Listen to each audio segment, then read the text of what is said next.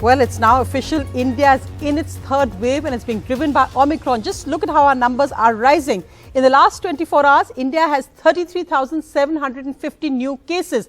Now, that means we've gone up by 22.4% in just 24 hours. The deaths are also up in the last 24 hours, 123 across India. That's up by over 56%. Vaccinations, that's good news because we're at over 93 lakhs. That's a new high after the previous weeks, up by 301%. Tests, however, are down 18.7%. Now, that's not good news either because these numbers are high numbers coming with lower tests. So, the positivity rate in India is now 3.84%. And ministers and doctors are now saying it is clear that this is being driven by the Omicron variant.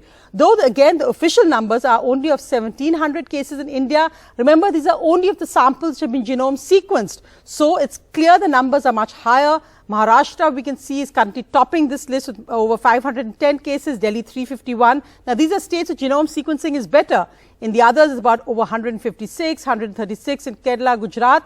But the actual numbers will be much higher. And let's just go across to Vishnu because he's really spoken to the man who's responsible for tracking this closely, and that's Dr. Arora of the COVID National Task Force. Vishnu, what are the big headlines of what he said? Well, several headlines, Sonia. The big point over here, and this is somebody who actually tracks the rollout of vaccines in India, the key man as far as, for example, boosters are concerned, the key man as far as the vaccination of children are concerned. And here's what we know so far. The first key point is that 75% of cases in metros in India are now of Omicron. And India is in the middle of a third wave. No more are we not. India in a third wave, 75% of cases in the metros are Omicron. That's a key point. There has been a galloping increase in the number of cases in the last 4 or 5 days. In fact, there's been an incremental rise in cases, which is why we are now in a third wave. So India clearly in the midst of a third wave of COVID is what Dr. Arora told us. And he says, and I quote, the whole wave seems to be driven by Omicron. It started in our major cities. It is likely to spread, as in the case of Delta, to other parts of the country. So the key question over here is on vaccines and boosters. A decision on boosters will be decided tomorrow or day after tomorrow. But the key question is, will these be for all adults? Will these be for those above 60 with comorbidities or healthcare and frontline workers? At the moment, they are still only talking about those above 60 with comorbidities and frontline workers. A decision on boosters will be based on science and available experience. And Corbevax and Covovax, remember, these are two of the new vaccines which have been cleared, emergency use authorization has been granted, are also being considered for use as children's vaccines. I think the key point over here is this. It's a question of time on when there is a broader introduction of boosters. It may not be in that announcement tomorrow or day after, but we will get an idea of whether some of the other new vaccines are being considered. So, is India now in a third wave of COVID? Yes, with the way during last 10 days, the dynamics of COVID infection we have seen during last 10 days or so, and the galloping increase in the number of cases which have occurred in last 4-5 days, India is clearly in the third wave of COVID. And the whole wave seems to be driven by a new variant, and today it is Omicron. Would you say, sir, that Omicron is already the dominant strain in the country? So I will give you some scientific information that when we look at the variants have been, genome sequencing has been done. We got our first virus right in the first week of December. So last week, nationally, overall, 12% of the variants identified were Omicron. And the week gone by, the previous week, it has increased to 28%. So it is rapidly increasing as a proportion of all the COVID infections in the country. Now, having said that, I must also say something more important, and that is that around the major metro cities, Delhi, Mumbai, Kolkata, and particularly Delhi, it is over 75% of all the isolates now, the viruses are Omicron. So as Dr. Arora said, let's just look at Delhi's COVID case trajectory. Well, in the last 24 hours, we've recorded 4,099 cases. Now, that's a jump of almost 1,000 in just 24 hours, because yesterday we were at 3,194. So we've gone up by 28.3%. But let's just look at how stark the difference is. If you look at last Monday, which was the 27th of December, 2021, we were just 331 cases. So in just 1 week, our cases have gone up by 1,138%. The Delhi Health Minister today said that currently the Omicron variant is driving over 80% of cases in Delhi. देखिएगा, मैं 2 दिन का जो last 2 days का बता सकता हूँ, उनमें 84% जो पेशेंट थे वो ओमिक्रॉन के थे। 84%। अगर पूरे महीने का निकालते हैं तो फिर वो कम हो जाता है, पूरे महीने की जरूरत नहीं है, क्योंकि ट्रेंड ये आ रहा है कि अब जो केसेस आ रहे हैं वो ज्यादातर ओमिक्रॉन के हैं। तो अभी के समय में हम कह सकते हैं 100 में 84 केस ओमिक्रॉन। जी, 84% जो पेशेंट जो निकले वो ओमिक्रॉन के निकले। And from Delhi, let's go across to Mumbai, where the cases, it's really India's COVID capital, because the cases are over 8,000. It's a minor jump from yesterday, but still it's the highest in India in a city. The worry here is, even though there were only 2 deaths, is that there's been a big jump in Mumbai hospitalization. So we know the cases in the last 24 hours are 8,082. And also that the deaths in the last 24 hours are only 2. That's good news. Again, 90% of the cases are asymptomatic. So again, that's good news as well. But what is bad news is that the big jump in Mumbai hospitalization from 10% yesterday to over 12% in 24 hours. Let's go across to Saurabh for more details. So Saurabh, we've got really a mixed bag here, because though the overall numbers are high, 90% are asymptomatic, but hospitalizations going up. Absolutely, that's something that's a worry, and that's what authorities are clearly looking at, because while many presume, many believe that Omicron is mild, the fact is that if hospitalizations continue to rise, then it becomes a worry for the healthcare system. It completely overburdens the system, and that's when you need more restrictions, which the authorities say as of now is not on the cards. But here's what the hospitalization data looks like. 574 patients of the 8082 cases who have tested positive have been hospitalized in the last 24 hours. Of this, 71 are on oxygen support. So that is the number that really the BMC, the others who are tackling COVID are looking at, because that's where the pressure on the healthcare system is, and how Omicron will be managed will be decided on the basis of those numbers. So Saurabh, we've seen the decision, as you said, on shutting Mumbai schools, but we're looking at 2 deaths in the last 24 hours. But remember, there's always a lag between deaths and cases. So it's really 2 weeks from now we get a clear indication. So for those who think Omicron is a natural vaccine, please don't. It can be dangerous. And today, here's what the Bombay Municipal Commissioner, Mr. Chahal, told Srinivasan Jain. He said we're in the beginning of a 3rd wave. However, when asked about whether there'll be a lockdown, he said we want to wait till 20,000 cases a day. Is it fair to say that we're now at the starting point or in the middle of a 3rd wave? Sir, you are right. We are in the beginning of the 3rd wave. Whole of August, September, October, November, our positivity was less than 1%. And for the first time, the positivity in Mumbai went beyond 1% on 21st December. And since then, the climb is steady. And today is day 14. And we are at positivity of 17.4%. Coming specifically to this current surge, this 3rd wave, would you say that it is largely Omicron which is driving it? I have been taking input of my experts in the state task force. So their opinion is that Omicron is now 80%. And Delta is now reduced to 20% from its earlier existence. And this 80% also will touch 90% in the next few days. The general consensus was that instead of positivity being a benchmark for putting restrictions or putting a harsh kind of a semi-lockdown, the new yardsticks, unlike the first and the second wave of positivity, should be your hospital beds availability, vacancies, and people oxygen requirement. But if we find that things are going out of control, they go much beyond 20,000, then we have to take a call on that.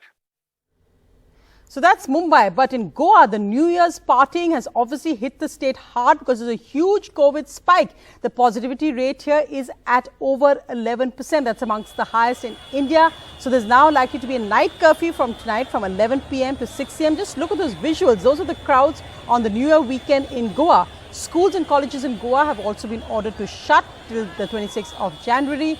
And the Goa government's also going to enforce curbs on indoor activities. But as I said, the state there hit hard with all the New Year parties there over the weekend. Meanwhile, 66 people on board a cruise ship docked in Goa have tested positive. They were all New Year guests on board the Cordelia cruise ship from Mumbai to Goa. So of 2,000 passengers tested, 66 were positive. So all the passengers are actually now quarantined on board that cruise ship for now.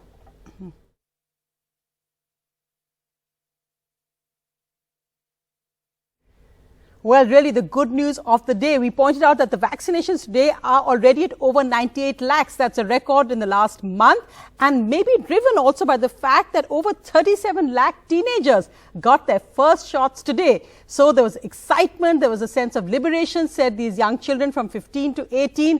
And chief ministers were also out today inaugurating the vaccine drive for teenagers.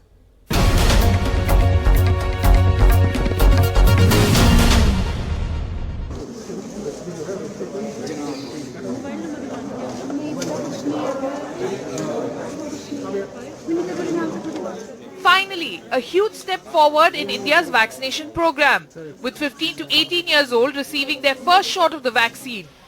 India has 7.4 crore teenagers in this category, and as of now, Bharat Biotech's Covaxin is the only vaccine approved for them. Chief ministers across the state launched the teen vaccine drive today.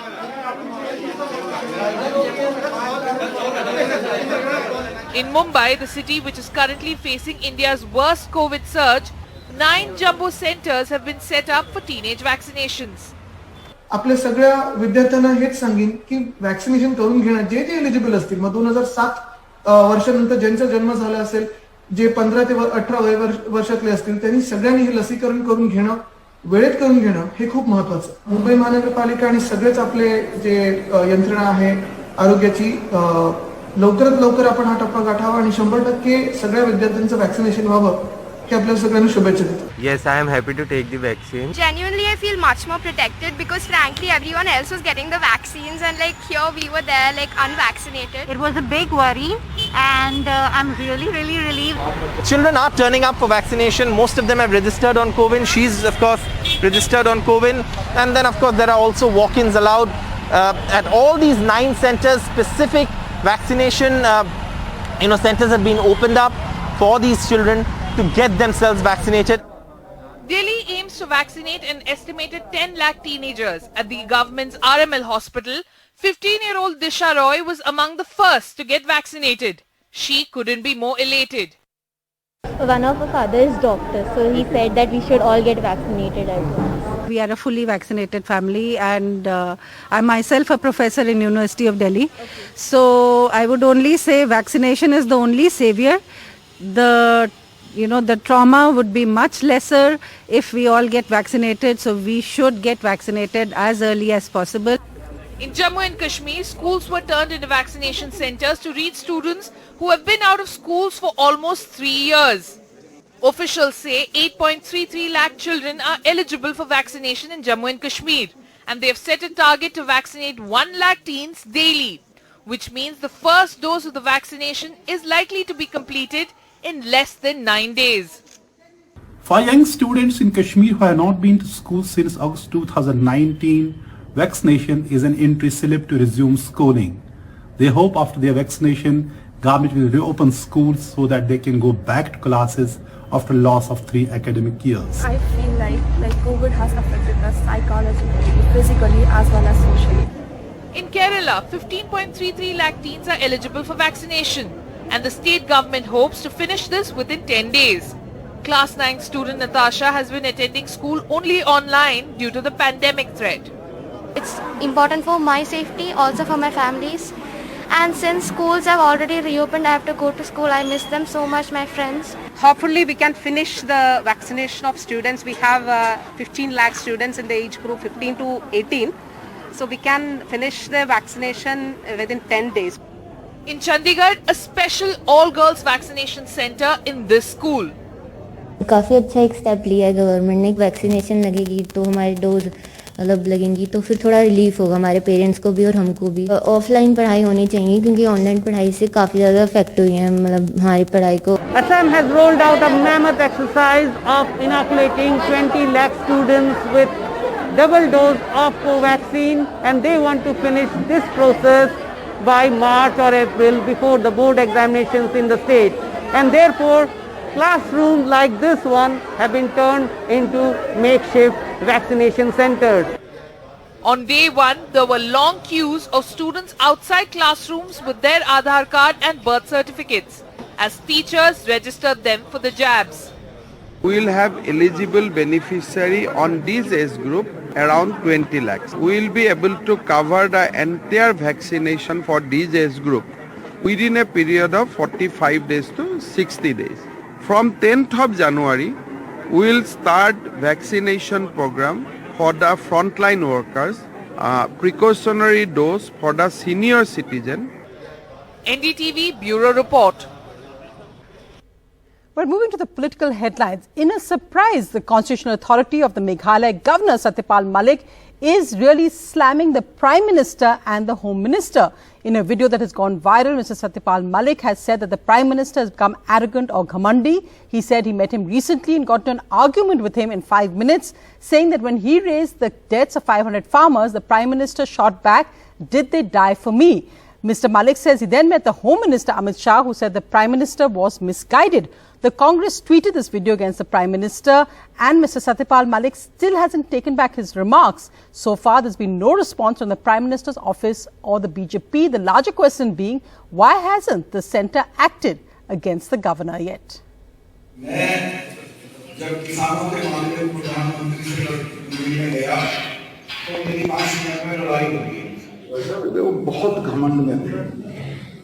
जब मैंने उन्हें कहा हमारे 500 लोग मर गए, उसने कहा मेरे लिए मरे. मैं कहा मैं आपके लिए तो मरे थे, जो आप राजा बने हुए उनकी वजह से खैर झगड़ा हो गया मेरा. Meghalaya Governor Satyapal Malik, no stranger to criticizing the Narendra Modi government over the farm laws, firing the biggest salvo, the most direct and personal attack directed at the Prime Minister on farm laws. He talks about a meeting with the PM before the law repeal. Listen in again. मेरी 5 minute में लड़ाई हो गई उनसे. वो बहुत घमंड में थे.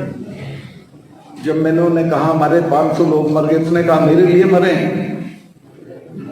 मैं कहा मैं आपके लिए तो मरे थे, जो आप राजा बने हुए उनकी वजह से खैर झगड़ा हो गया मेरा. A day later, in an exclusive interview to NDTV, Malik toned down his criticism, but continued to maintain that the PM was arrogant in not rolling back the law in time. Now that he has, there is some sympathy among people for the party. तो उनका रवैया बहुत ordeal था और ऐसा था कि जैसे वो नहीं सुनना चाहते हैं. अमित शाह प्रधानमंत्री का बहुत सम्मान करते हैं. उन्होंने सिर्फ इतना कहा कि शायद लोग उनको मिसगाइड करते हैं, तो मिलते रहो, किसी दिन बात समझ में आ जाएगी. Malik's scathing criticism fueled the opposition's attack at the government. Senior Congress leaders like Mallikarjun Kharge taking to Twitter to express themselves. ये प्रधानमंत्री की असंवेदनशीलता, उनके घमंड और किसान विरोधी प्रधानमंत्री मोदी जी की मानसिकता को दर्शाता है. Farm leaders who led the agitation at the Singhu border feel that Malik, a tall Jat leader from West UP, is speaking the truth. Sanyukt Kisan Morcha member Dr. Darshan Pal feels the government is still arrogant. अभी तक कोई भी even central government की तरफ से cases वापस लेने की प्रक्रिया शुरू नहीं हुई. एमएसपी के बारे में कोई भी बात आगे नहीं बढ़ी है. और लखीमपुर खीरी का आप देख रहे हो, तो ये जो काम करने का स्टाइल है, इसको घमंडी ही बोलेंगे हम. The BJP is yet to officially condemn or question Malik. Sources in the party say that any action against him by the government could send a wrong message ahead of UP polls, as he is an influential Jat leader who hails from western UP. Farm leaders will be meeting on the 15th of January to review whether the government has delivered on the promises made or not. In an election season, Mr. Malik's comment have just reopened an episode the government wished were forgotten. Bureau Report, NDTV. So no wonder the Meghalaya governor is getting away with saying whatever he wants. Let's see what happens to him after the Uttar Pradesh elections. Meanwhile, in another blow for the BJP before the Uttar Pradesh elections, the UP police have filed a charge sheet which has charged the son of the Minister of State for Home, Ajay Mishra's son, Ashish Mishra, with murder. In fact, the charge sheet says that Ashish Mishra was at the site of the killings of the farmers in Lakhimpur when they were crushed by a SUV last October. The charge sheet also says this was a planned conspiracy to commit murder. It was not negligence. The crime and the charge sheet after 90 days. Today, the UP police submitted this 5,000-page document in a Lakhimpur court, claiming Ashish Mishra, the son of Junior Home Minister Ajay Mishra Teni, was present at the spot and is the main accused in the murder of 4 farmers and a journalist crushed under SUVs during a protest last October. Ashish was in one of the SUVs involved in the incident, the charge sheet says. क्या आप खुद सवार थे थार में? नहीं, हम तो बस दंगल के स्थान पर था, जो कि बनवीरपुर में प्राथमिक विद्यालय में दंगल का आयोजन होता, मैं वहीं पर था. Sources say that over 200 witnesses were examined by the special investigation team. Forensic evidence from weapons seized from Ashish Mishra and other accused have been used in the charge sheet, and over 20 videos from the spot are also part of this document. It is not clear if the charge sheet corroborates accusations that Ashish Mishra was inside one of the SUVs that crushed the farmers. But today the spotlight was back on his father, the MOS home, Ajay Mishra, with the opposition questioning why the minister was not probed as an accused in the case. Bharatiya Janata party में कोई ऐसी washing machine बनी हुई है, किसी अपराधी को भेज दोगे वो अपराधी लगेगा ही नहीं उसमें. कोई नई वॉशिंग मशीन खरीद करके लाया वो. जो तहरीर में नाम था लेकिन उनको नामजद नहीं किया गया था. इसके बाद हमने प्रार्थना पत्र दिया था एडीजीपी को एसआईटी में कि अजय मिश्रा टैनी का नाम इनमें नामजद किया जाए उनको, जब उनका तहरीर में नाम है, लेकिन उनका नाम नहीं है आज इस चार्जशीट में. Top BJP leaders who held rallies in Uttar Pradesh today did not comment on the news of the charge sheet. In the past, the party has claimed the law will take its course. With Pratik Srivastava in Lakhimpur, this is Alok Pandey, NDTV. Well, the other big headlines tonight, satellite imagery accessed by geointelligence expert Damien Simon indicates that China may be constructing a bridge across the Pangong Lake in eastern Ladakh. The bridge, which is being constructed across a part of the lake that falls within Chinese territory, however, connects both banks of the lake, including the Indian part, and gives China the ability to quickly move soldiers and heavy weaponry. This is China's latest move along a tense border with India. Meanwhile, army sources have confirmed to NDTV that this video released from an official Chinese media handle on Twitter, which shows a Chinese flag being unfurled in the Galwan Valley on the 1st of this year, doesn't violate the demilitarized zone between the two countries in this area. In other words, this flag, which they're shown, is currently being flown in undisputed Chinese areas and not near the Galwan area where Indian and Chinese soldiers had clashed.